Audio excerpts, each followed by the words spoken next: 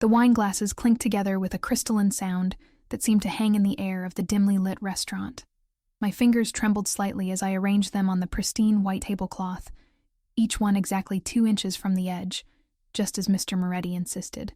The restaurant was empty now, the last customers having left 20 minutes ago, but we were preparing for tomorrow's private event, some business gathering that had the entire staff on edge. Elena, those glasses better be perfect.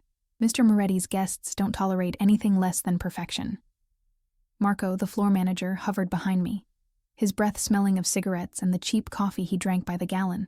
I nodded without looking up. After 3 years of working at Rosso Scuro, I knew the standards better than anyone. I'd started as a dishwasher and clawed my way up to waitress, and I wasn't about to let anyone question my dedication. "They're perfect," I murmured, adjusting the final glass. My black uniform was damp with sweat beneath the arms despite the restaurant's aggressive air conditioning. Something about tomorrow's event had everyone walking on eggshells. "Who's coming tomorrow anyway?" I asked, trying to sound casual as I straightened up, my lower back aching from bending over the tables for the last hour. Marco's eyes darted around the empty restaurant before he leaned in. "Vittorio Castellano, and apparently, he specifically requested this venue." My heart seized in my chest, and the room seemed to tilt slightly. I gripped the edge of the table to steady myself, hoping Marco wouldn't notice how the color had drained from my face. "The Vittorio Castellano?" I whispered, although I knew the answer. There was only one Vittorio Castellano in Chicago, the man whose name was spoken in hushed tones, the man who owned half the city without his name appearing on a single deed, the man who had no idea he had a 5-year-old daughter with my eyes and his stubborn chin. "You okay? You look like you've seen a ghost." Marco frowned, studying my face. "Just tired," I managed, forcing a smile. "Long shift." Marco grunted, apparently satisfied with my explanation. "Well, get some rest tonight. Tomorrow will be all hands on deck, and I need you sharp. Castellano tips well, but he's also known for having people disappeared over a wrong wine pairing." He was exaggerating, but not by much. The rumors about Vittorio were numerous and varied, but they all shared one common thread: cross him, and you'd regret it. I'd known this 6 years ago when I'd met him at his nephew's wedding. I'd been 22, working as a server for the catering company, bright-eyed and naive despite my hardscrabble upbringing. And he'd been magnetic. I finished my shift in a daze, muscle memory carrying me through the closing duties while my mind raced with panic. 6 years ago, I'd spent 3 intoxicating months as Vittorio Castellano's mistress before discovering I was pregnant. And when I'd realized what kind of life awaited any child born into his world, I'd done what I thought was best. I'd disappeared, telling him through a tear-soaked phone call that I'd lost the baby before changing my number and moving to the other side of the city. For 6 years, I'd lived with the lie.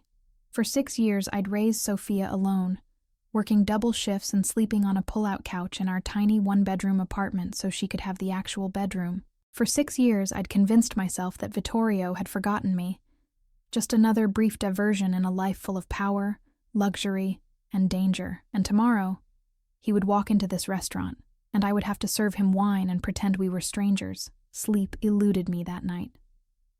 I tossed and turned on the lumpy pull-out couch, my mind cycling through scenarios, each worse than the last.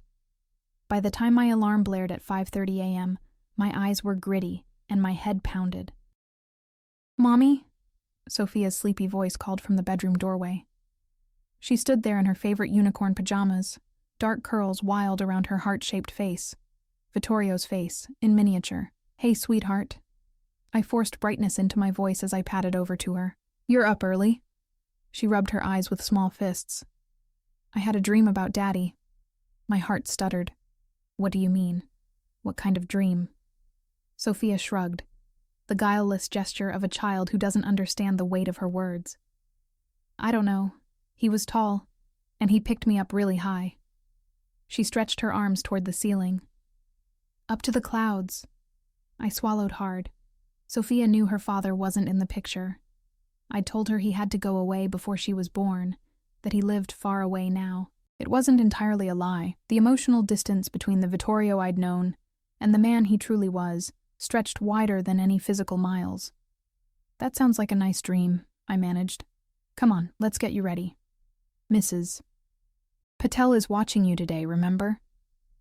The morning passed in a blur of routine tasks, braiding Sophia's hair, making her favorite peanut butter toast cut into triangles, no crusts, mommy, packing her backpack with the coloring books and crayons she'd need for the day at our neighbor's apartment. All the while, dread pooled in my stomach like lead. "Be good for Mrs. Patel," I told Sophia, as I dropped her off, pressing a kiss to her forehead.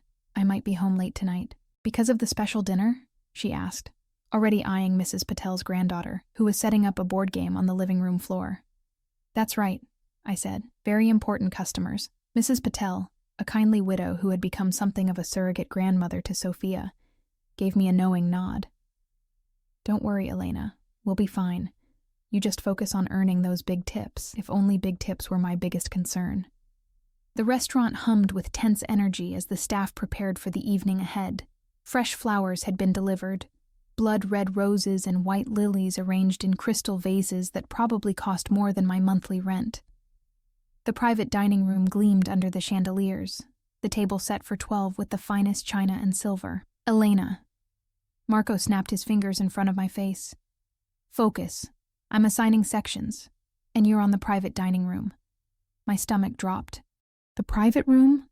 But Maria usually handles the VIPs, and Maria called in sick. Food poisoning." His eyes narrowed. "Unless you don't think you can handle it?" I could feel the eyes of the other servers on me. This was the most lucrative assignment. The tips alone could cover 2 months of Sophia's daycare, and turning it down would raise questions I couldn't answer. "No, I can handle it," I said, straightening my shoulders. "Of course I can." "Good. They arrive at 8. The wine is already decanting in the cellar. Brunello for the table, and a special bottle of Barolo for Castellano himself. Don't mix them up." The hours seemed to both crawl and race by. I found myself obsessively checking my appearance in the bathroom mirror. The severe black dress that was our uniform suddenly seemed too tight, too revealing.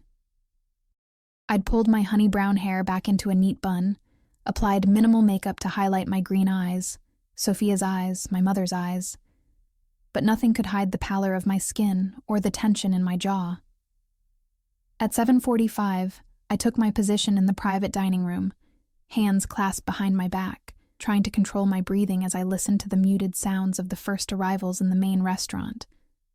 Car doors slamming outside, the low murmur of masculine voices, the distinctive click of expensive shoes on marble, and then the door to the private dining room swung open, and time seemed to stop. He entered first, as befitted his status. 6 years had barely touched him. His black hair was still thick, though now threaded with distinguished silver at the temples. His face remained handsome in that stern, almost brutal way that had always made my breath catch. The strong jaw now sporting a neatly trimmed beard, the aquiline nose, the dark eyes that missed nothing. He wore a perfectly tailored black suit with a crisp white shirt and a blood-red tie, the only adornment a gold signet ring on his right hand. Vittorio Castellano filled the room with his presence, just as he always had. Behind him filed in his entourage, men in expensive suits, their eyes constantly scanning the room, hands never far from the bulges beneath their jackets. I recognized a few faces from years ago, though I doubted they would remember the waitress who had briefly caught their boss's attention. I kept my eyes downcast, the perfect picture of a deferential server, but I could feel the weight of his gaze sweeping the room. For one terrible moment, I thought he might recognize me immediately. But he moved to the head of the table without pause, his men arranging themselves in what was clearly a predetermined order of importance. "Good evening, gentlemen," I said, my voice remarkably steady despite the thundering of my heart. "Welcome to Rosso Scuro. May I bring you the wine while you settle in?" There was a murmur of assent, but I didn't dare look directly at Vittorio. Instead, I moved to the sideboard where the wine awaited, my hands surprisingly steady as I poured the rich red liquid into the waiting glasses. As I began to circle the table, placing each glass with precision, I could feel Vittorio's attention sharpening. I saved his for last, setting down the special Barolo with my eyes fixed on the tablecloth. "Thank you," he said, his voice a deep rumble that sent electricity down my spine. The same voice that had once whispered passionate promises in my ear. The same voice that had argued with me over baby names in another lifetime. Not knowing the conversation was purely hypothetical on my part. I made the mistake of looking up, and our eyes met. For a heartbeat, there was nothing. No recognition. Just the polite dismissal of a powerful man acknowledging a servant. Then his eyes narrowed infinitesimally, his head tilting slightly as he studied my face.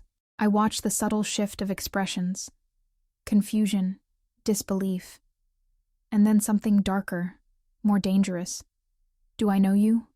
he asked, his voice cutting through the conversations around the table, silencing them instantly. My throat closed up. My carefully rehearsed denial died on my lips as his gaze intensified, stripping away the years, the carefully constructed walls, the lies.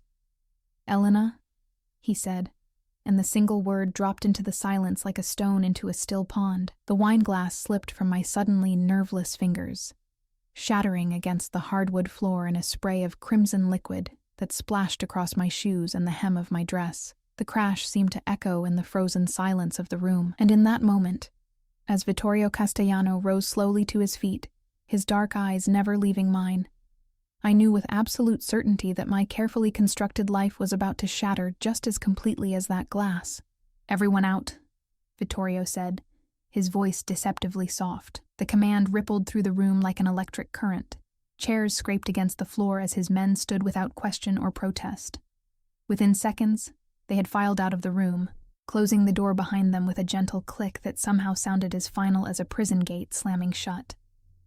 I remained frozen, red wine seeping into my shoes, the shards of broken glass glittering at my feet like tiny daggers. My gaze darted to the door, a futile instinct, as two of his largest men now undoubtedly stood guard outside. 6 years, Vittorio said, circling the table with measured steps, his movements fluid and controlled like those of a predator. 6 years without a word. And here you are, serving wine in my favorite restaurant. He stopped a few feet away from me. "How long have you worked here, Elena?" The way he said my name, half caress, half accusation, made my skin prickle. 3 years, I whispered, hating the tremor in my voice. 3 years, he repeated, his Italian accent thickening slightly as it always did when he was angry. "And in all that time, you never thought to mention that you were alive and well in my city, that you had simply disappeared?" I forced myself to meet his gaze, though it felt like staring into the heart of a storm.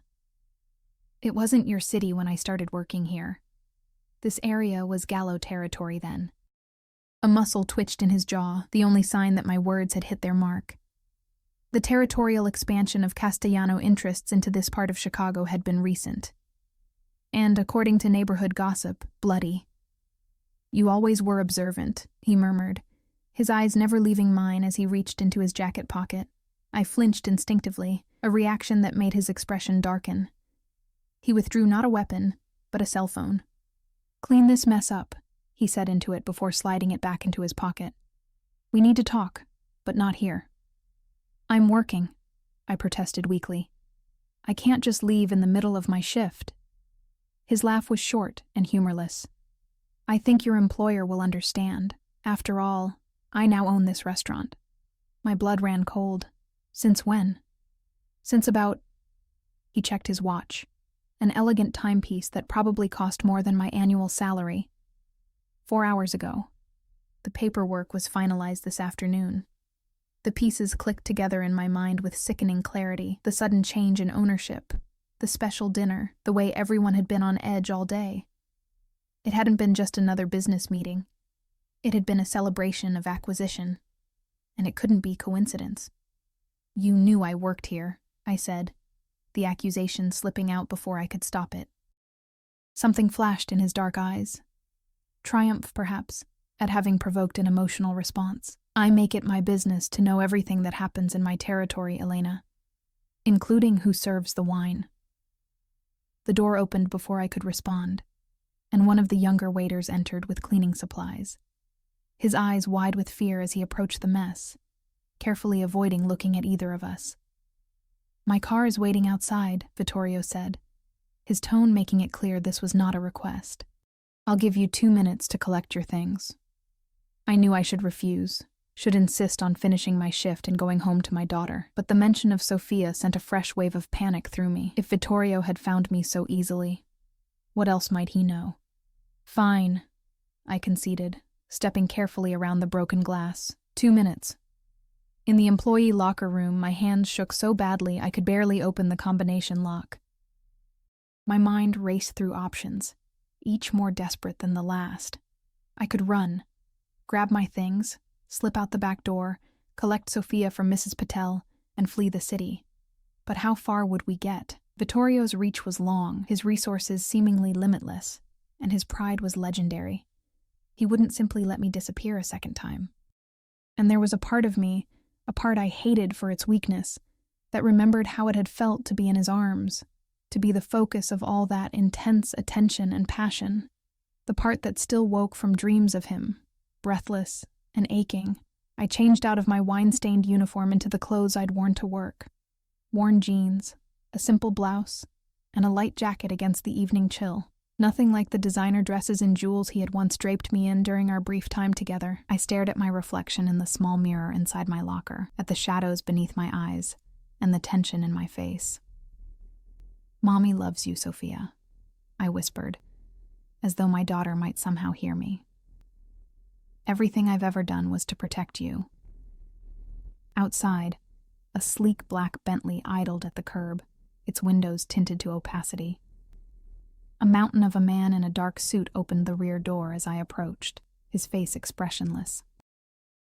I recognized him vaguely, Antonio, one of Vittorio's most trusted guards. "Miss Romano," he said with a slight nod, the formality almost comical given that the last time we'd seen each other, he'd been pretending not to notice as Vittorio and I groped each other in the back of this very same car. The interior of the Bentley was just as I remembered, buttery, soft leather seats, the subtle scent of expensive cologne and power. Vittorio sat with his back to the driver, leaving me no choice but to sit facing him, our knees nearly touching in the intimate space. "You cut your hair," he observed as the car pulled away from the curb, his eyes cataloging the changes in my appearance. My hair, once falling to the middle of my back, now barely brushed my shoulders. A practical choice for a single mother with limited time for styling. "It's been 6 years," I said, my voice steadier now that we were away from the restaurant. My anger beginning to displace my fear. "People change. Some things change," he agreed, his gaze intensifying. "Others remain exactly the same." I looked away, out the tinted window at the city lights blurring past. "Where are you taking me?" "Somewhere we can talk privately." "I need to be home by midnight," I said, thinking of Mrs. Patel, who would need to sleep eventually, and Sofia, who sometimes woke with nightmares and called for me. Vittorio raised an eyebrow. "Hot date?" The casual question carried an undercurrent of possessiveness that sent a shiver down my spine. "Babysitter," I replied without thinking, then immediately regretted it as his expression sharpened with interest. "Babysitter," he repeated softly. "So there's someone waiting for you at home." I said nothing, cursing my slip of the tongue. The car continued its smooth journey through the city, eventually turning onto Lakeshore Drive, the dark waters of Lake Michigan visible in flashes between the buildings. "You told me you lost our baby," Vittorio said finally, his voice dangerously quiet. "You called me, crying so hard I could barely understand you, saying there had been complications, that the baby was gone, and then you disappeared." I forced myself to meet his gaze, to maintain the lie that had protected Sofia for 5 years. "That's what happened. Is it?" His hand shot out suddenly, fingers wrapping around my wrist with gentle but inescapable pressure. "Your pulse is racing, Elena. It always did that when you lied to me. Like that time you claimed to have lost the necklace I gave you, when you'd actually pawned it to pay your mother's medical bills." I tried to pull away, but his grip tightened. "That was different." "Was it?" His thumb stroked the delicate skin on the inside of my wrist, a casual intimacy that made my breath hitch despite myself. "You've always been resourceful, Elena. It's one of the things I admired about you. Your determination to survive, to take care of your own. The car slowed, turning into the circular drive of a towering high-rise overlooking the lake. Vittorio's penthouse, where I had spent those 3 whirlwind months living in luxury while telling my friends and family I'd taken a job as a live-in housekeeper for a wealthy family. "We're here," he said unnecessarily, releasing my wrist as the car came to a stop. "My home hasn't changed much since you last saw it. Though perhaps you'll notice I finally bought that art piece you were so fond of, the one with the storm over the ocean."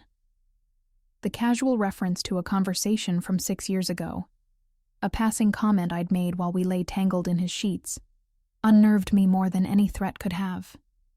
He hadn't just remembered me, he had thought of me, perhaps even missed me. The lobby of the building gleamed with marble and gold, the uniformed doorman nodding deferentially as we passed. The private elevator required a key card, which Vittorio produced from his wallet, the doors closing silently behind us. As we ascended, I felt the weight of his gaze on my profile. "You're still beautiful," he said quietly. "More so, perhaps. Motherhood suits you." My head snapped toward him, eyes wide with alarm, and he smiled. A predator's smile that didn't reach his eyes. "Did you think I wouldn't investigate? Once I saw you tonight, confirmed it was really you?" He shook his head slowly. "Elena Romano, age 28. Single mother to Sofia Romano, age 5. He paused deliberately. "Born 7 months after you disappeared from my life." The elevator doors opened directly into the penthouse foyer, but I remained frozen, unable to step forward, unable to breathe. "You do the math," he continued, placing a hand at the small of my back to guide me into the apartment. "Even accounting for premature birth, the timing is significant." The penthouse was just as opulent as I remembered. Floor-to-ceiling windows, showcasing the glittering Chicago skyline and the dark expanse of the lake beyond. Minimalist furniture in leather and chrome, a kitchen that would make professional chefs weep with envy. But now, instead of feeling like a fairy tale, it felt like a gilded cage. "I have nothing to say to you," I managed, moving away from his touch to put the kitchen island between us. "No?" Vittorio removed his suit jacket, draping it over a bar stool with practiced ease. "Not even an explanation for why you let me believe our child was dead?" "You don't know that Sophia is yours," I countered, though the denial sounded hollow even to my own ears. "Don't I?" He moved to a sideboard, pouring 2 fingers of amber liquid into a crystal tumbler. "Would you like me to list the evidence? The timing of her birth. The fact that you've never filed for child support or listed a father on her birth certificate. The fact that she has my mother's eyes. Yes, I've seen photographs, Elena. Did you think I wouldn't be thorough?" Fear clawed at my throat. "You've been watching her?" "Protecting her," he corrected, taking a slow sip of his drink. "From a distance. Once I confirmed she existed, did you think I would leave my own flesh and blood vulnerable? Unguarded? Living in that unsafe neighborhood in a building with faulty wiring and inadequate security? We've managed just fine without your protection or your money," I said, anger flaring. "I've kept her safe, healthy, and happy for 5 years. I've worked 2 jobs sometimes to make sure she never went without what she needed. I did that, not you, because you chose to," he said, his voice hardening. "You chose to struggle, to deny her the birthright and security that was hers by blood. You chose to lie to me, to her, to everyone." He set down his glass with controlled precision. "Tell me why, Elena. What could I have possibly done to make you believe that I would be so terrible a father that my child would be better off without me?" The raw hurt beneath the anger in his voice caught me off guard. In all our time together, Vittorio had rarely shown vulnerability, had always maintained the cool control that had helped him rise to the top of Chicago's underworld. But now there was something almost pleading in his dark eyes, a question that demanded an honest answer. "It wasn't about you," I said finally, the fight draining out of me. "Not exactly. It was about your world, Vittorio. The danger, the violence, the enemies around every corner. The day I found out I was pregnant, there was an attempt on your cousin's life, remember? A car bomb that killed an innocent bystander instead. I wrapped my arms around myself, the memory still vivid after all these years. I watched you organize the retaliation, saw the coldness in your eyes when you ordered that man's death, and I thought, is this the world I want for my child? To grow up surrounded by bodyguards and bulletproof glass, never knowing normal, never being safe. So you decided that poverty and fatherlessness were better alternatives? He asked, his voice dangerously soft. I decided that normal and alive were better than privileged and at risk, I countered. And I'm not sorry for that choice, even if I'm sorry for the pain it caused you. Vittorio moved suddenly, closing the distance between us with a speed that made me back up until I hit the wall. He placed his hands on either side of my head, caging me in without touching me, his face inches from mine. Do you know what it did to me? He asked, his voice a rough whisper. Believing I had lost a child I never even got to see? Believing you were grieving alone somewhere because you wouldn't answer my calls? I had men searching for you for months, Elena. I thought you might harm yourself in your grief. The genuine anguish in his eyes made my chest ache. This was the side of Vittorio few ever saw. The man beneath the Mafia boss, the heart beneath the calculated exterior. I'm sorry, I whispered, and meant it. I thought I was doing the right thing, and now? He asked, his gaze dropping to my lips for a fraction of a second. Now that I know the truth, now that I know my daughter exists, what do you think is the right thing, Elena? Before I could answer, my phone rang in my pocket, the specialized ringtone I'd set for Mrs. Patel's calls. Panic flooded me anew. She would only call at this hour if something was wrong with Sophia. I need to take this, I said urgently, ducking under Vittorio's arm to create space between us. His expression darkened, but he stepped back, watching with narrowed eyes as I fumbled for my phone. Mrs. Patel, is everything okay? I asked, trying to keep the alarm from my voice. Elena, I'm so sorry to call so late, came her worried voice. Sophia woke up with a fever. She's asking for you, poor thing. I've given her some children's Tylenol, but I think she needs her mama. I'll be right there, I promised, already moving toward the door. 20 minutes tops. I ended the call to find Vittorio already shrugging back into his suit jacket. What's wrong? He demanded. Sophia's sick. She has a fever. I need to get home now. I headed for the elevator, not caring if he followed or not. Antonio will drive us, he said, pulling out his phone. I whirled to face him. Us? No, you're not coming with me. His expression hardened into something implacable. My daughter is ill. I'm coming with you, Elena. This isn't a negotiation. The elevator doors opened, and he gestured for me to enter first. As they closed behind us, sealing us in the small space together, the reality of my situation crashed over me like a tidal wave. After 6 years of secrets and careful planning, it had taken less than 6 hours for my carefully constructed world to unravel completely. And now, Vittorio Castellano was about to meet his daughter for the first time, and there was nothing I could do to stop him. The Bentley cut through the night with quiet urgency, Antonio navigating the city streets with practiced efficiency. Beside me in the back seat, Vittorio was a study in controlled tension, his fingers drumming a rhythmless pattern against his knee. What neighborhood is this? He asked as we turned onto my street, lined with aging apartment buildings and small businesses with security grates over their windows. The contrast between this world and the gleaming penthouse we'd just left couldn't have been starker. Pilsen, I answered, watching his face as he took in the graffiti-tagged walls and the group of young men huddled on a corner, their eyes tracking our expensive car with obvious interest. His jaw tightened.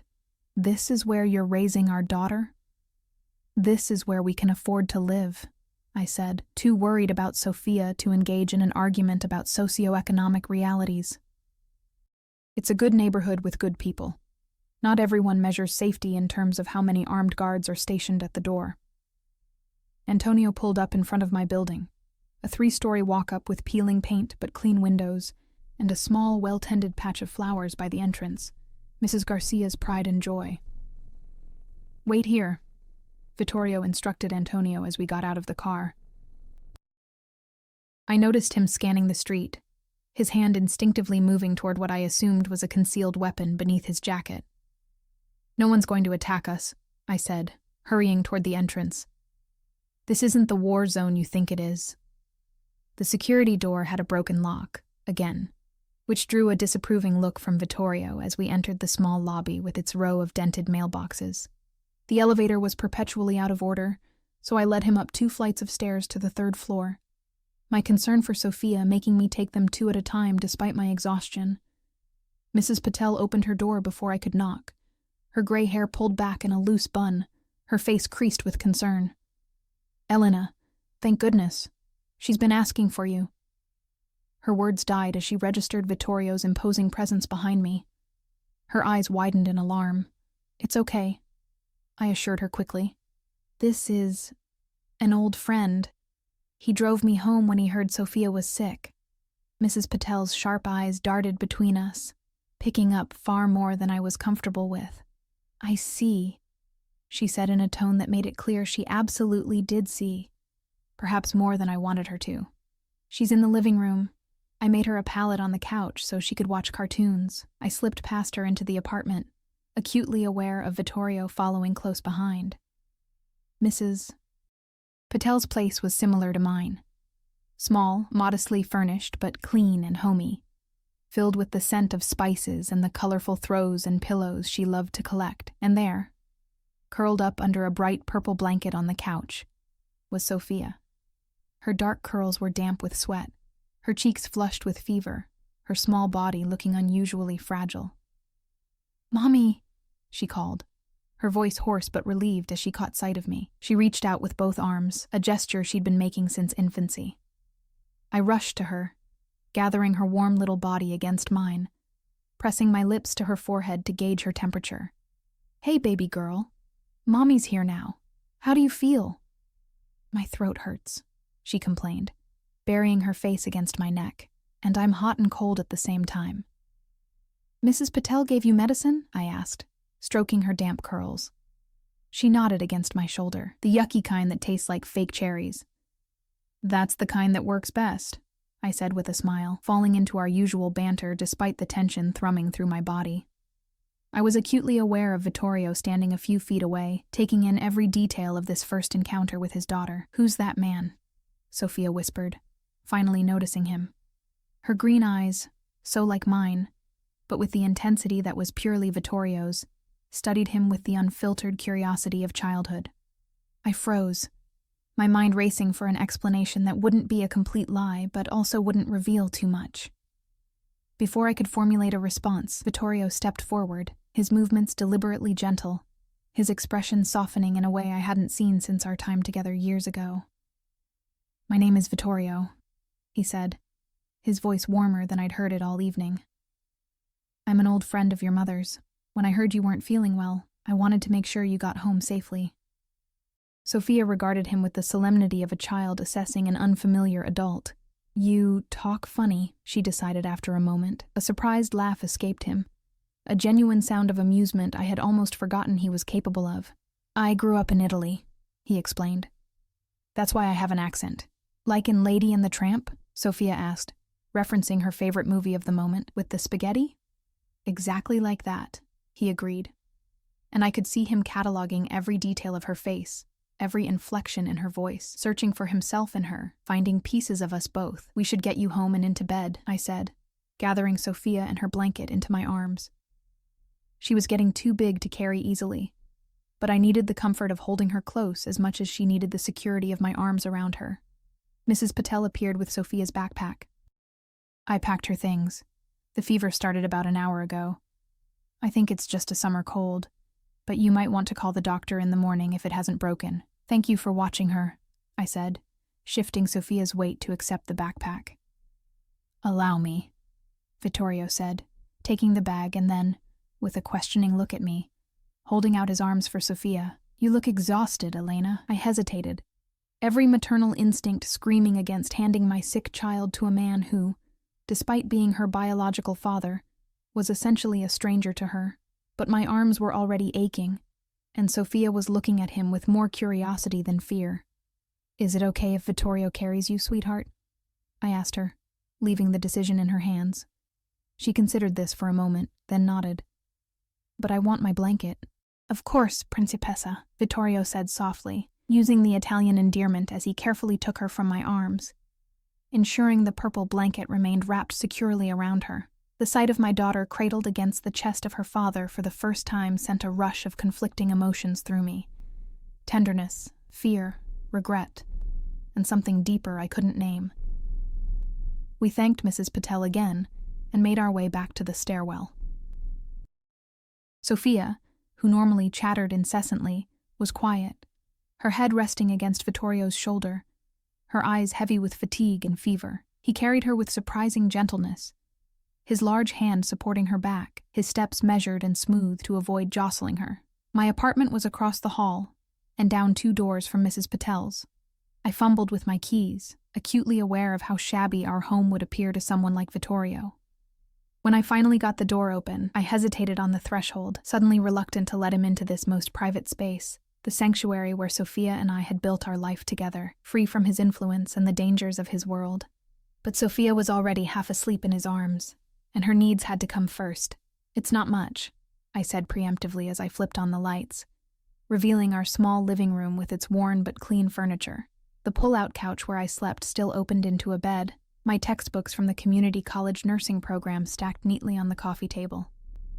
If Vittorio was judging our modest living conditions, he didn't show it. His attention remained focused on Sophia. "Where's her room?" he asked quietly. "This way." I led him through the short hallway to the only bedroom, which I had decorated as cheerfully as our budget allowed. The walls were a soft yellow, with decals of butterflies and flowers I'd found on clearance. The twin bed had a colorful quilt made by my grandmother, and a collection of stuffed animals occupied a shelf above it. A small bookcase overflowed with library books and yard sale finds, evidence of Sophia's voracious appetite for stories. Vittorio laid her gently on the bed, his movements careful as he tucked the covers around her. She stirred slightly, her eyes fluttering open. "Will you be here tomorrow?" she asked him sleepily. The question hung in the air between us, loaded with implications neither of us was ready to address.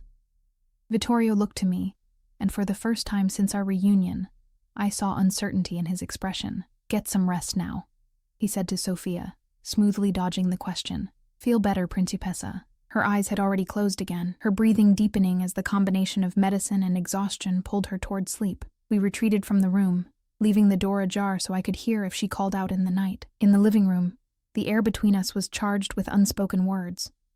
Vittorio stood by the window, looking out at the city lights, his profile sharp against the darkness beyond. "She has your smile," he said finally, still gazing outward, "and your kindness. But she has my mother's eyes, my chin." He turned to face me. "She's perfect, Elena." "Yes," I agreed softly. "She is. And you've kept her from me for 5 years. The tenderness in his voice hardened, the hurt and anger resurfacing now that we were alone. I sank onto the edge of the pull-out couch, suddenly too exhausted to stand. I did what I thought was right. I still believe it was right. Based on what? A mistaken belief about who I am? What I would do as a father? He moved closer, looming over me. "You had no right to make that decision alone." "I had every right," I countered, keeping my voice low to avoid waking Sophia. "I'm her mother. My job is to protect her, even if that means protecting her from her own father's world." "And what about now?" he asked, crouching down to my level, his face inches from mine. "Now that I know about her, now that I've seen her, held her in my arms, do you think I will simply walk away? Allow you to continue struggling to provide what I could give her with a snap of my fingers?" I met his gaze steadily, despite the tears threatening to spill over. "What I think is that you need to leave now. It's late, I'm exhausted, and my daughter is sick. Whatever happens next, we can figure it out tomorrow." For a moment, I thought he might refuse, might insist on staying, on continuing this confrontation until he got what he wanted. It was his way in business, relentless pressure until his opponent conceded defeat. But instead, he nodded once and straightened. "Tomorrow then. I'll send a doctor in the morning to check on Sophia. And we'll talk, really talk, about how we move forward from here." It wasn't a request, and I was too tired to argue. I followed him to the door, watching as he pulled out his phone to summon Antonio. At the threshold, he paused, turning back to me with an expression I couldn't quite read. "She asked if I would be here tomorrow." What should I have said, Elena? The honest question caught me off guard. I don't know, I admitted. I haven't figured out how to explain any of this to her yet. Then we'll figure it out together, he said, with the same calm certainty he brought to all his endeavors. Because I'm not disappearing from her life, Elena. Or from yours. As the door closed behind him, I leaned against it, closing my eyes against the inevitable storm I knew was coming. For 6 years, I had protected my daughter by keeping her father at a distance. Now that distance had collapsed in a single evening, and I had no idea what tomorrow would bring. But as I checked on Sophia one more time, brushing a kiss against her fever-warm forehead, I knew with absolute certainty that nothing would ever be the same again. Block 4. True to his word, Vittorio sent a doctor the next morning. Not just any doctor, but a pediatric specialist who arrived at our door at precisely 8 o'clock, carrying a black medical bag that looked more expensive than all of my furniture combined. Dr. Abernathy was a kind-faced woman in her 50s who treated Sophia with gentle efficiency, diagnosing her with a simple throat infection and prescribing antibiotics, which she had already brought with her. Mr. Castellano insisted I bring everything you might need, she explained with a knowing smile as she handed me the medication and detailed instructions. He was quite concerned. The fact that Vittorio had found a top pediatrician willing to make house calls at dawn on a Saturday spoke volumes about his influence and his determination to be involved in Sophia's life. After the doctor left, I gave Sophia her first dose of antibiotics and settled her on the couch with her favorite cartoon and a popsicle for her sore throat. She was already feeling better, her fever reduced to a low-grade warmth, her energy returning in small bursts. Is Vittorio coming back today? She asked, carefully licking her cherry popsicle to avoid drips. The question I'd been dreading. Would you like him too? I countered, buying time. She nodded, curls bouncing. He's nice, and he talks funny. And he called me principessa. Her attempt at the Italian word made me smile despite my anxiety. Principessa, I corrected gently. It means princess. I know, she said with the casual confidence of childhood. He told me that in my dream. He said I was his little principessa. I froze, my heart skipping a beat. You dreamed about him last night? Uh-huh. He was in a castle with a big garden, and he was showing me all the flowers. And he said I could have a pony. She looked up at me with sudden hope. Can I have a pony, Mommy? We live in an apartment, sweetheart. Where would we keep a pony? She considered this problem with the gravity of a child faced with logistics. In the bathtub? I laughed, grateful for the moment of normalcy. I don't think that would work out very well for the pony, or for us, when we needed to take a shower. My phone buzzed with a text message. Unknown number, but I knew immediately who it was. Car downstairs in 30 minutes. Bring Sophia if she's feeling up to it. There's someone I want her to meet. No greeting, no signature, no room for refusal. Classic Vittorio. Part of me wanted to ignore the message, to establish boundaries from the start, but a larger part knew that this conversation was inevitable and postponing it would only heighten the tension. And Sophia was already asking about him. She's better but still recovering, I texted back. Where are we going? The response came immediately. My mother's house. Sunday lunch is a tradition, my breath caught. Vittorio's mother, Lucia Castellano, was a formidable woman by all accounts. During our relationship, she had been in Italy, recovering from heart surgery. I had never met her, though Vittorio had spoken of her often and with rare tenderness. The idea that he wanted to introduce Sophia to her grandmother to officially bring her into the Castellano family sent a wave of panic through me. That's moving very fast, I wrote. We've lost 5 years. I'm not losing another day. The car will be waiting. I sat for a long moment, staring at the message, weighing my options. I could refuse, could draw a hard line, but that would only delay the inevitable. Vittorio had found us, and he wasn't going to walk away from his daughter now that he knew she existed. If I wanted any say in how Sophia was introduced to his world, I needed to be present for it. Sophia, I said, turning to her with a forced smile. How would you feel about meeting your grandmother today? Her eyes widened. I have a grandma, like Mrs. Patel. Not exactly. This would be your father's mother. The words felt strange on my tongue. I had rarely spoken of Sophia's father to her, offering only the vaguest explanations when she asked. "My daddy?" she whispered, as if it were a magical word. Is Vittorio my daddy?" The direct question caught me off guard. I'd underestimated her perception, her ability to make connections, or perhaps it was simply the instinctive recognition between blood relations, the same way Vittorio had immediately seen himself in her features. "Yes," I admitted, seeing no point in lying now. "Vittorio is your father. He's been away for a long time. But now he's back, and he wants to get to know you, and he wants you to meet your grandmother." Her small face went through a rapid succession of emotions: surprise, confusion, excitement, uncertainty. "Does this mean I get to have a daddy now? Like Maya from school?" The innocent question broke my heart a little. For all my efforts to give Sophia a complete and happy life, I had never been able to fill the father-shaped hole in her world, the absence she noticed when her friends talked about their daddies, when fathers appeared at school events, when family trees were drawn in class. "We're going to figure that out together," I said carefully. "It's complicated, but what's important is that your daddy cares about you very much. Is that why he sent the nice doctor lady?" I nodded. "That's exactly why.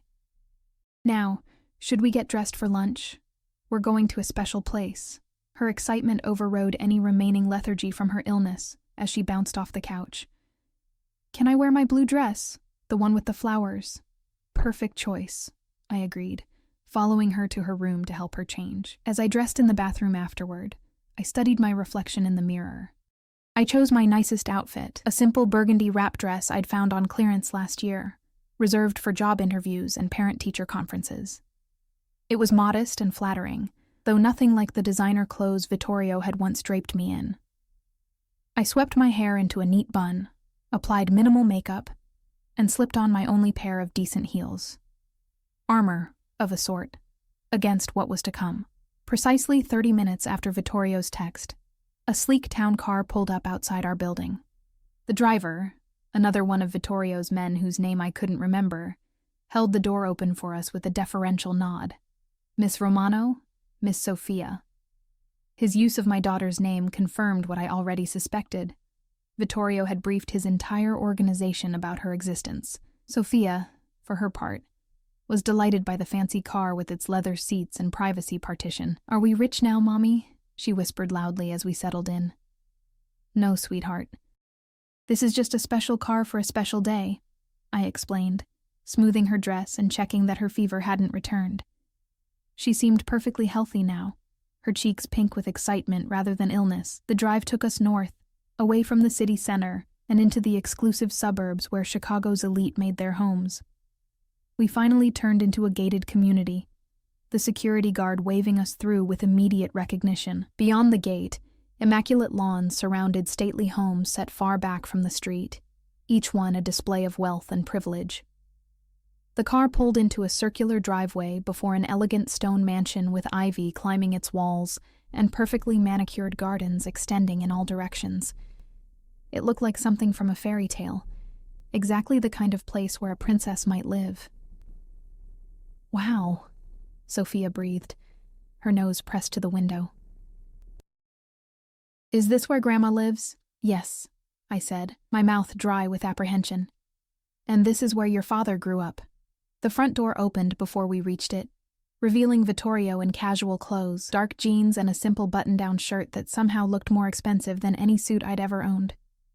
The sight of him dressed down, looking almost normal, brought back a rush of memories from our time together. Lazy Sunday mornings, rare moments of peace between his business obligations. But what caught me off guard was the genuine smile that spread across his face when he saw Sophia.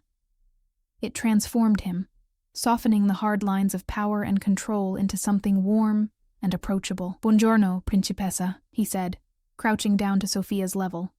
"Are you feeling better today?" She nodded enthusiastically. "The doctor you sent gave me medicine that didn't even taste bad. And Mommy says you're my daddy, and we came to meet Grandma." His eyes flickered to mine, acknowledging the revelation, before returning to Sophia. "That's right.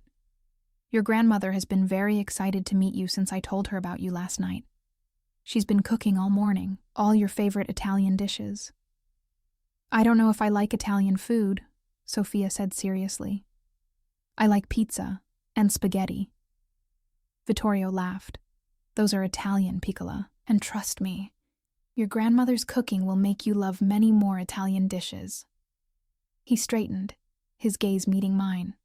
You look beautiful, Elena, he said quietly, his eyes taking in my simple dress with an appreciation that made my cheeks warm.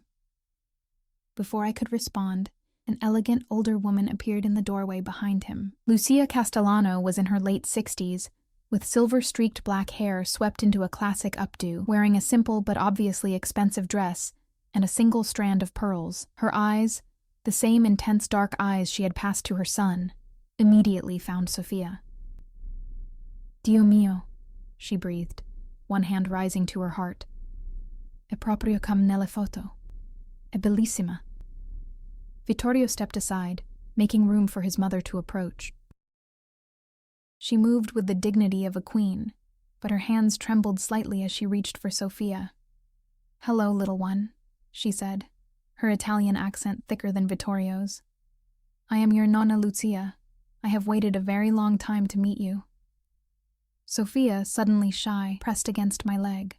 Hello, she whispered, peering up at this regal woman with wide eyes. Lucia knelt down, seemingly unconcerned about her expensive dress touching the ground. You have your father's chin, she said, gently tilting Sofia's face, and my eyes, the Castellano eyes. She looked up at me then, and I braced myself for anger or accusation. Instead, I saw only a deep, painful understanding. She is perfect, Elena. Thank you for taking such good care of her.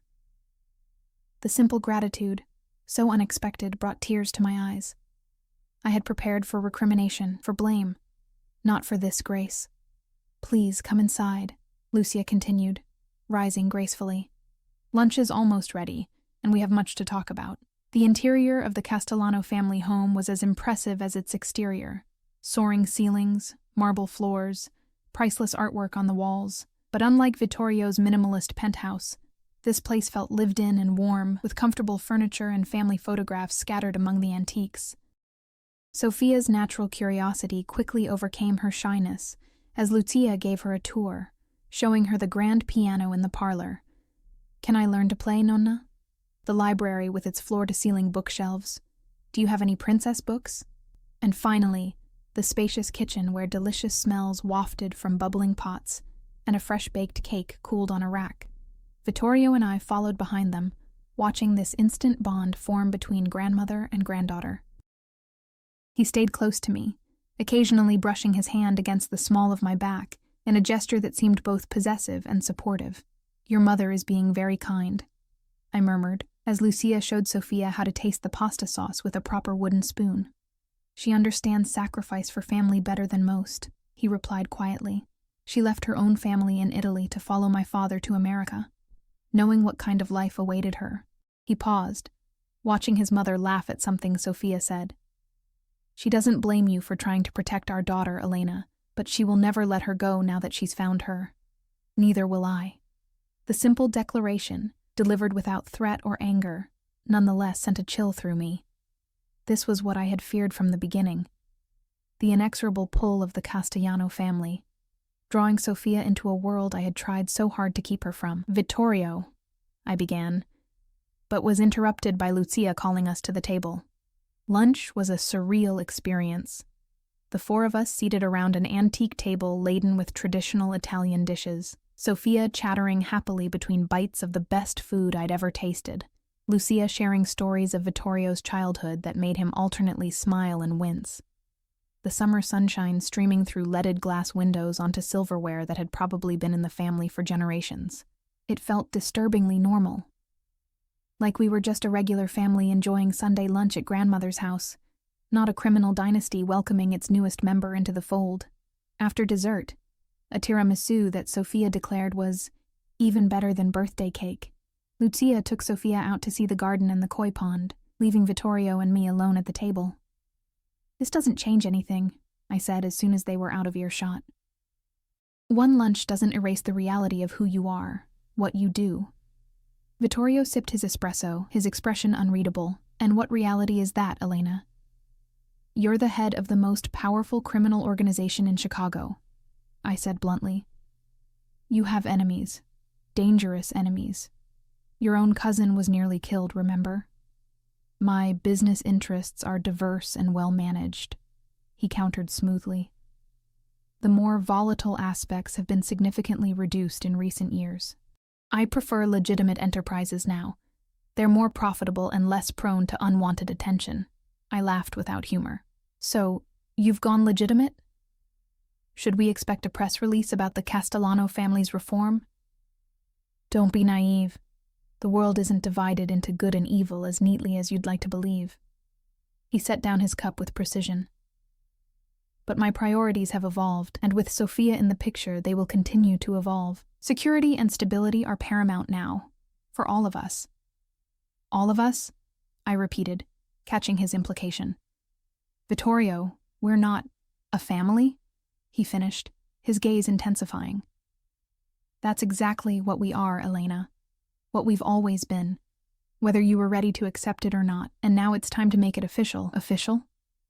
I echoed, my voice barely above a whisper. What exactly are you suggesting? Vittorio reached across the table, taking my hand in his before I could pull away. His touch was warm and familiar, sending an unwelcome current of electricity up my arm. Marriage, Elena. A proper family for Sophia. The life we should have had 6 years ago, if you hadn't run. I withdrew my hand as if burned. You can't be serious. I've never been more serious about anything in my life. His expression was resolute, not a hint of doubt in those dark eyes. Sophia deserves to grow up with both her parents. She deserves the Castellano name and all the privileges and protections that come with it. And what about what I deserve? I challenged, keeping my voice low despite the rising anger. Do I deserve to be married to a man whose business associates carry guns to dinner meetings, whose enemies might target his family, whose idea of resolving conflict involves... I stopped myself, aware that I was treading into dangerous territory. Involves what, Elena? He asked softly, dangerously. Say what you're thinking. I met his gaze directly. Violence, control, manipulation. The very things I wanted to protect our daughter from. Rather than anger, a look of profound sadness crossed his features. Is that truly who you think I am? After everything we shared, I think it's a part of who you are, I said honestly. A part I chose to walk away from once.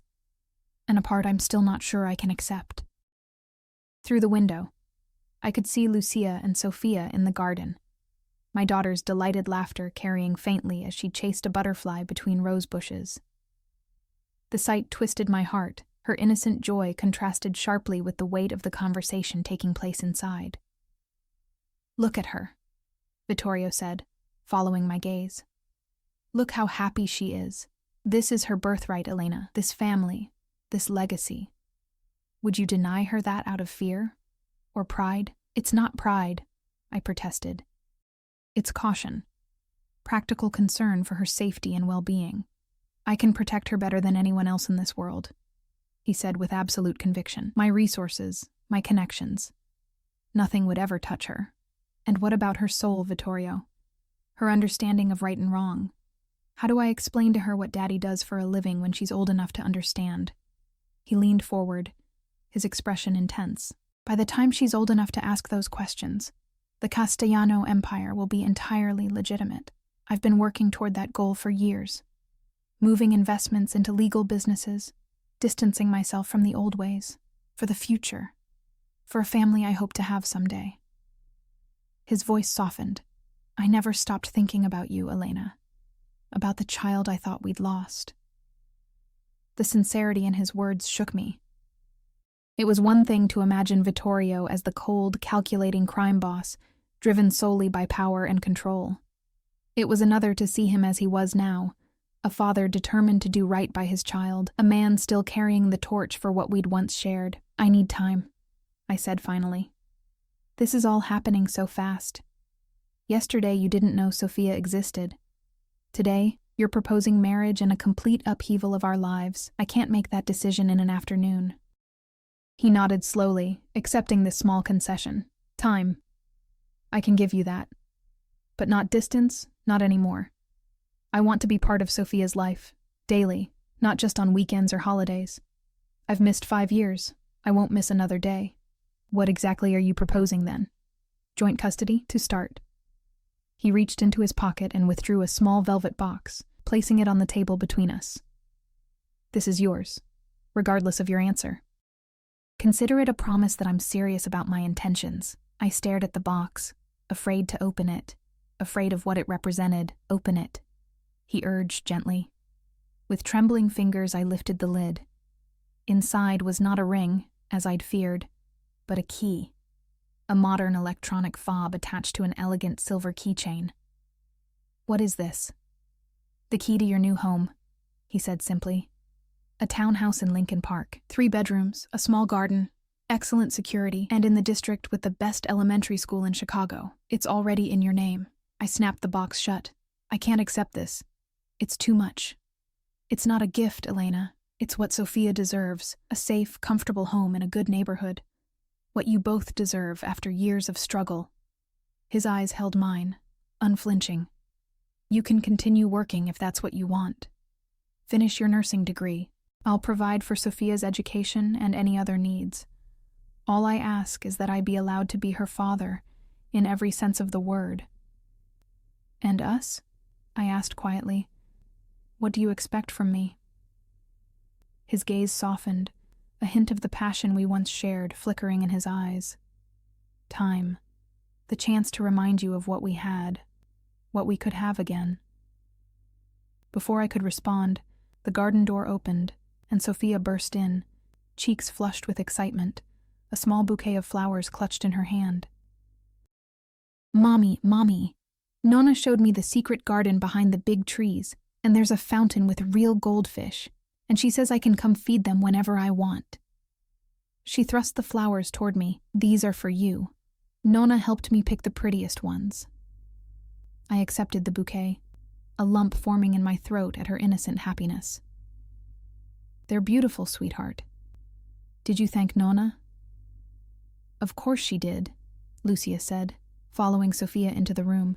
Her shrewd eyes took in the small velvet box on the table, the tension between Vittorio and me. Such lovely manners, a true Castellano. The casual claim on my daughter sent a jolt of possessiveness through me, but I forced a smile. Thank you for showing her the garden. It's beautiful. This garden has been in our family for 3 generations, Lucia said, her hand resting lightly on Sophia's shoulder. Someday it will belong to her, along with everything else. The weight of inheritance, of dynasty, hung heavy in her words. This wasn't just about Sophia having a father. It was about her taking her place in a family with deep roots, complex obligations, and a legacy that stretched back to Sicily. Sophia, piccola, Vittorio said. Why don't you help Nonna bring out the special cookies she mentioned earlier? I need to finish talking with your mother. Can I have one when I bring them? Sophia asked, already heading toward the kitchen with Lucia.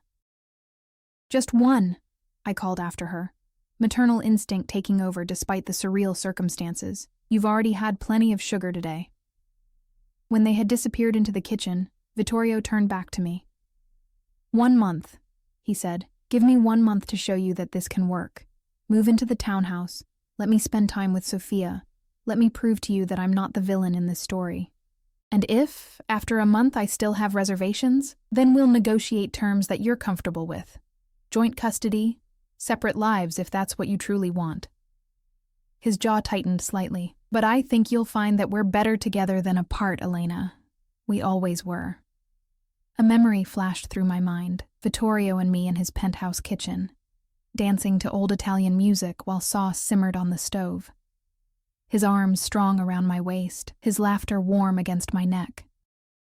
We had been happy once, in those stolen moments between his business obligations and my work shifts, before I'd learned exactly what those business obligations entailed. 1 month. I agreed reluctantly. But I keep working at the restaurant. I'll have Marco promote you to manager. He interrupted. Better hours, better pay. No, I said firmly. No interference. I've built my life without your help for 6 years. I don't need you pulling strings now. He looked like he wanted to argue, but instead nodded curtly, as you wish. But the offer stands. Sophia and Lucia returned with a plate of delicate lemon cookies, my daughter already munching happily on one, powdered sugar dusting her chin. The sight of her, so at ease in this house, with these people who were her blood, made me realize that regardless of my reservations, Vittorio was right about one thing. He was her father, and she deserved the chance to know him. The rest of the afternoon passed in a strange domestic tranquility. Vittorio showed Sofia the treehouse his father had built for him as a boy, now somewhat weathered, but still sturdy. Lucia shared family photo albums, pointing out the resemblance between Sofia and Vittorio as a child. I watched it all with a mixture of apprehension and reluctant warmth, seeing my daughter bloom under the attention of her newfound family. By late afternoon, Sofia was fighting yawns, the excitement and her recent illness catching up with her. As we prepared to leave, Vittorio pulled me aside while Lucia was helping Sofia into her jacket. "I'll have the townhouse ready for you by Wednesday," he said. "My men will handle the moving. You won't have to lift a finger." "Vittorio," I began to protest, but he cut me off with a gentle finger to my lips. "Let me do this, Elena. Not for you, if that makes it easier to accept. For her." His eyes, when they met mine, held a vulnerability I rarely saw. I've missed so much already. First words, first steps. I can never get those moments back, but I can make sure that every moment from now on is the best it can be. The raw emotion in his voice disarmed me. This wasn't the calculated maneuvering of a crime boss. This was the pain of a father who had lost years with his child. "Okay," I conceded softly, "but I pack our personal things myself." "Some things aren't just about efficiency." His lips curved in a slight smile. "As you wish." He hesitated, then added, "Will you tell her that I'm taking her to a new home?" I nodded. "Tonight. She should have time to get used to the idea."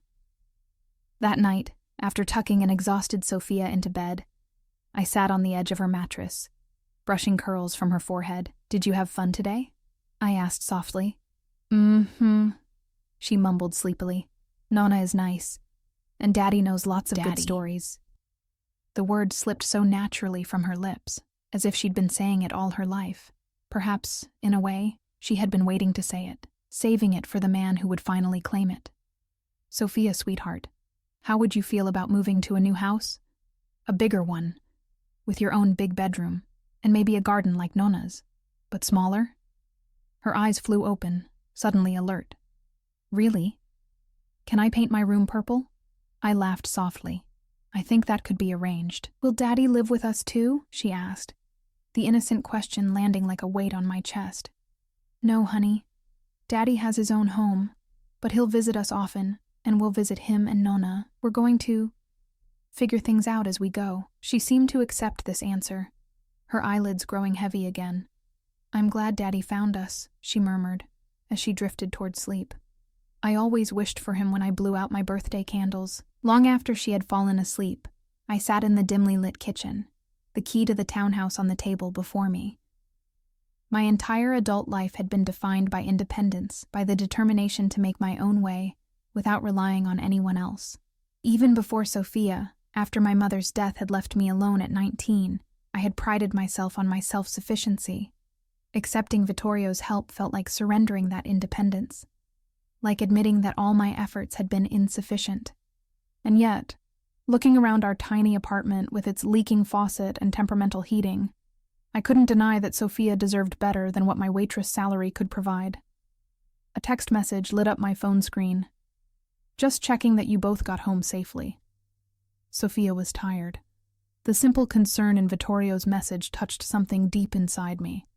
For all his power and wealth, for all the danger that surrounded him, he was still the man who had once held me through the night when I received news of my mother's cancer spreading, who had memorized how I took my coffee and made it for me each morning during those 3 precious months we'd shared.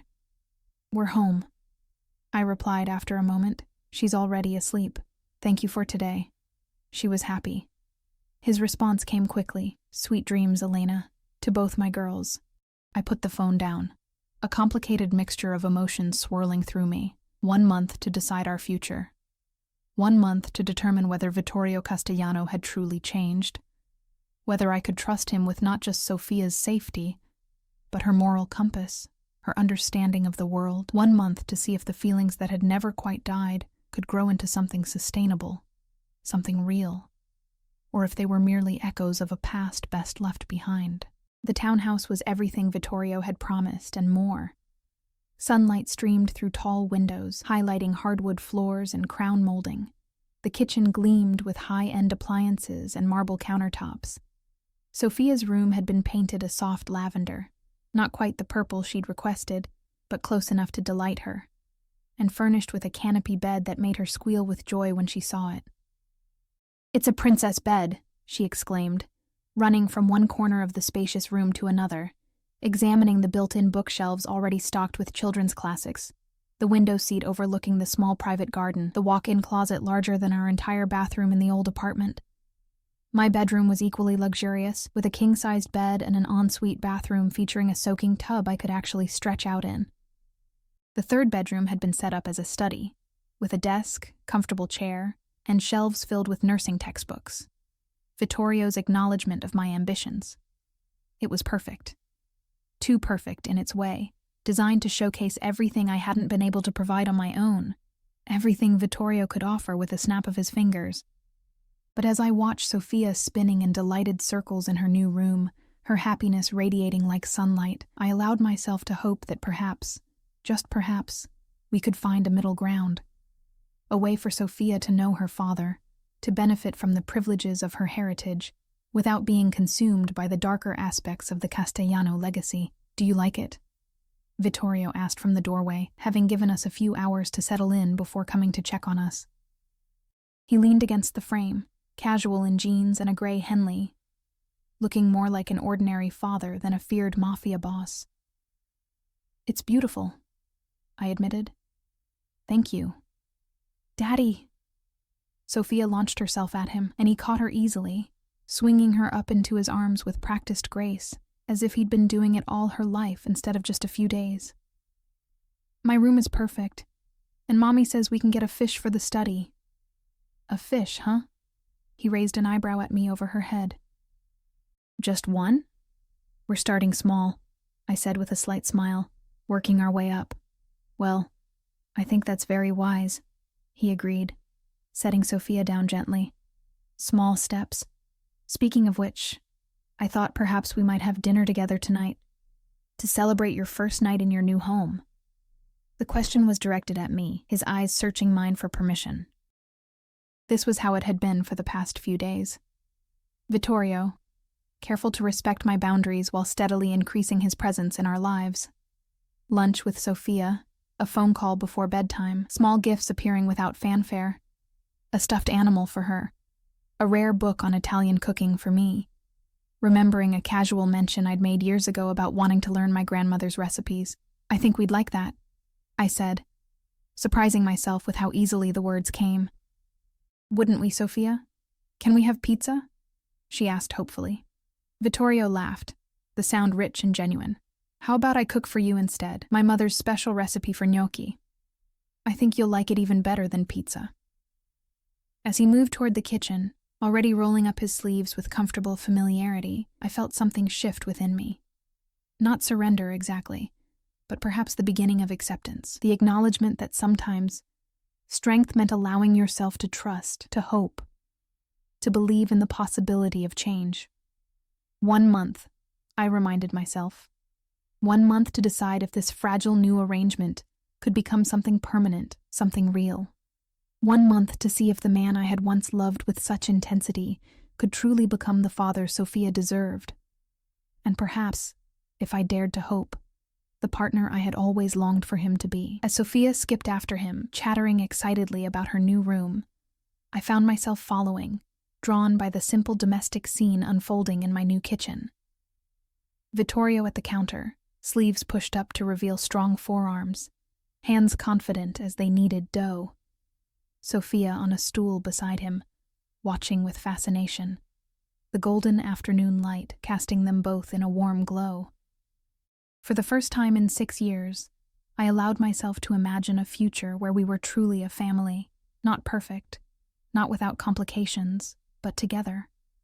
A future where my daughter knew her father's love, where the man I had never quite stopped loving found redemption in that love, where the lies and fear that had separated us gave way to honesty and trust. It was too soon for certainty.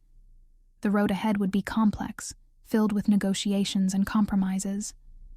But as Vittorio looked up, catching my eye across the kitchen with a smile that still made my heart skip a beat, I felt something I hadn't expected to feel when I walked into Rosso Scuro for my shift just days ago. Hope.